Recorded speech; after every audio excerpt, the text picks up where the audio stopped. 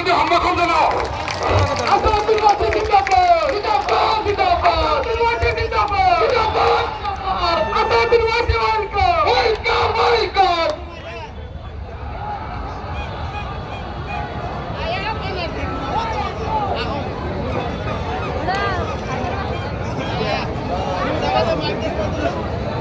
बिस्मिल्लाहिर्रहमानिर्रहीम अस्सलामु अलैकुम व रहमतुल्लाहि व बरकातुहू। मुअज़्ज़िज़ हाज़रीन इकराम, बुज़ुर्गान क़ौम और मिल्लत, मेरी इज़्ज़तदार माँ और बहनों,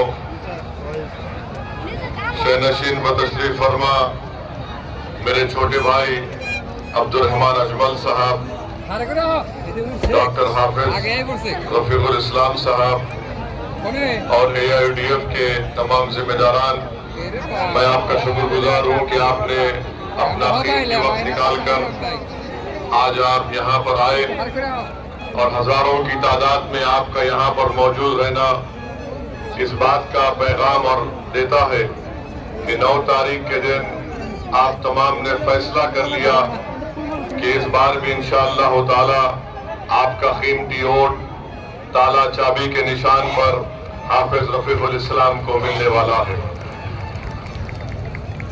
मैं आपको ये बताने आया हूँ बहुत दूर से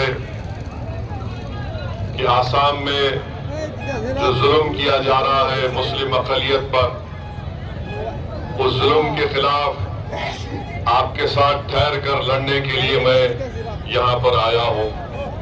उस जुल्म को ख़त्म करने के लिए मैं आपके साथ खड़े होने के लिए आया हूँ। मेरे आने का मकसद ये भी है कि पूरे भारत में अगर कहीं पर मुस्लिम अक़लियत की एक सियासी लीडरशिप है तो आसाम में बदरुद्दीन अजमल के रूप में है। मैं उसको मजबूत करने के लिए आया हूँ। केरला में इंडियन यूनियन मुस्लिम लीग है, तेलंगाना, महाराष्ट्र, बिहार और तमिलनाडु में, झारखंड में मजलिस इत्तेहादुल मुस्लिमीन मौजूद है। मैं इसलिए आया हूं कि मैं जानता हूं कि मुसलमानों की सियासी लीडरशिप कितनी मुश्किलों से और कुर्बानियों के बाद बनती है। मैं इस बात को कभी कबूल करने को तैयार नहीं हूं जो कांग्रेस और बीजेपी कहती है कि मुस्लिम अक़लियत का कोई पॉलिटिकल लीडरशिप नहीं हो सकता है। मेरा मानना यह है कि भारत की जमहूरियत उसी वक्त मजबूत होगी जब यहाँ की अक़लियतों की एक सियासी लीडरशिप मजबूत होगी। हमारे बुजुर्गों ने आसाम में यहाँ पर बदरुद्दीन अजमल साहब की पार्टी को मजबूत किया है। बदरुद्दीन अजमल साहब ने मुझसे कहा कि असद भाई आप आसाम को दोबारा आइए और हमारे लिए तायीद करिए।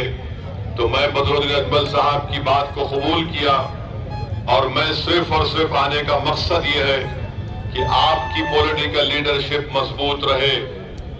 याद रखिए, कांग्रेस हो या बीजेपी हो, मोदी हो या फिर ये गौरव गोगोई हो या फिर हेमंत बिस्व शर्मा हो, ये कभी भी नहीं चाहेंगे कि मुस्लिम अक़लियत की पॉलिटिकल लीडरशिप खड़ी हो जाए। वो कभी भी इस बात को पसंद नहीं करेंगे कि आपके हक के लिए कोई लड़े। वो कभी भी इस बात को पसंद नहीं करेंगे कि हाफिज रफीकुल इस्लाम साहब असेंबली के अंदर खड़े होकर आपके राइट का मुतालबा कर सके।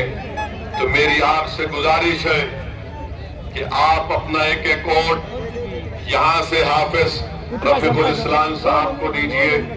जहाँ जहाँ बदरुद्दीन अजमल साहब के AIUDF के कैंडिडेट्स हैं उनको अपने दुआओं और वोट से कामयाब करिए। याद रखिए मेरी इस बात को, अगर बदरुद्दीन